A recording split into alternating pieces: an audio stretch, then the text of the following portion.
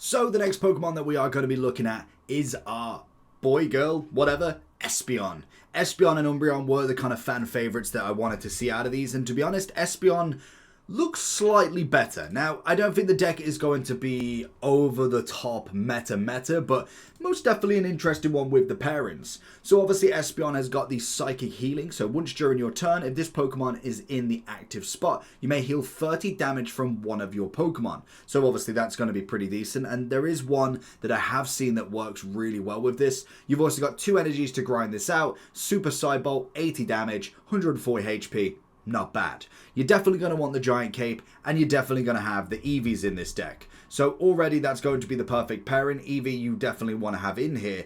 And then I think most definitely from what I've seen across the board with this Eevee deck is you're definitely going to want to have at least a Sylveon in there. Now I possibly would go with both Sylveons, mainly because you can throw in the chance to be able to go with this Eevee. And you could potentially go with the Eevee EX if you really want to. I'd possibly only throw one in. I wouldn't necessarily go too heavy on the Eevee EX. I'd definitely just throw in just one of them, just to be able to have that free, because you really only need the one Espeon to be kind of magical with this. Now, in terms of what you pair this with, because there is a lot of different psychic Pokemons that you could throw it with, but one that actually does quite decent, to be honest, and it's the ability as well that comes in, is Dusknoir.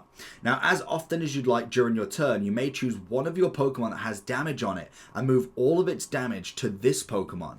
Check in the description for a personalized link, but if you're looking for Pokemon Go coins, if you're looking for pocket trades, then Eldorado.gg is the place for you. You can buy the Go Pass Deluxe, you can buy the Pass plus 10 levels, you can buy Battle Passes and even coins from 100 all the way up to 58,000.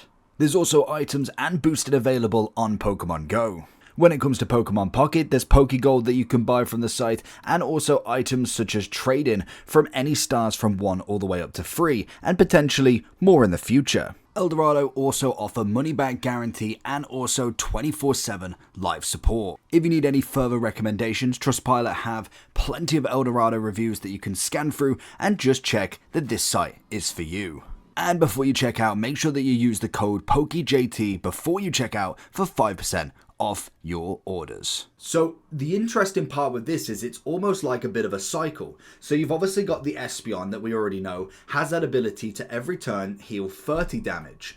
Then if you think about, for instance, something like a Pokebag, you can obviously go ahead and add extra 20 to that as well, especially if you've got the other evolutions on the bench.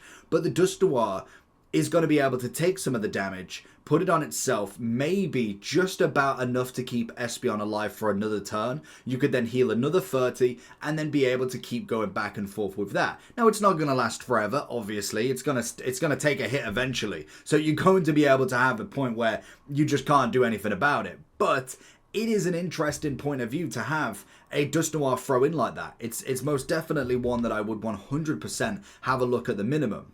So for this specifically, the way I would do it, I'd definitely play 2 of these in general. You could even pair these off, to be honest. But what I would most definitely recommend is going to be the Rare Candy. You could potentially even just go with 1 on the deck. Again, it all depends on what you're thinking. I would possibly, with this, go 1 less Sylveon, and then you've kind of got another space available then, more so than anything. Because realistically, you're going to want to have both of the Eevee bags thrown into this deck as well. You don't want to come up short with that one, because at the minimum you can either attack or defend with it, so you already got that there. You're then going to have at least the Pokeballs, because that's a standard in every deck. You're going to then have the Professor's Research, which we know is always a standard in every deck, and then you kind of got to throw away with what you want. Now, personally for me, I would be looking at a Giant Cape at the minimum. I'd probably just at least go with 1 in this deck. I wouldn't necessarily go too crazy with anything else. Again, then you've got 1 spot left. Personally for me, and it's one that I've kind of become a little bit more accustomed to, is going to be Mars. Mars is more of a disruption sort of card, more so than anything. It's not necessarily going to be utilized in terms of massively winning the game, but it just stops your opponent enough to maybe give a little bit of a disruption. Obviously, it puts the opponent's deck into their hands, and they basically give like either 3, 2, or 1 cards back out. If they're really close to winning, 9 times out of 10 they're already set up to win. If it's 2, they've took a point off you. You could disrupt their whole deck. If they got 5 or 6 in, there you go. There's only 2 back. So it does work in a pretty decent way. But I do think this is going to be a very interesting deck. Like I say, it's kind of like Umbreon. It's not the absolute meta, but it's definitely decent enough to see, could it be worth a trial? So that's going to be the deck. Let me know your thoughts about it. I'll catch you all for that next one. Peace.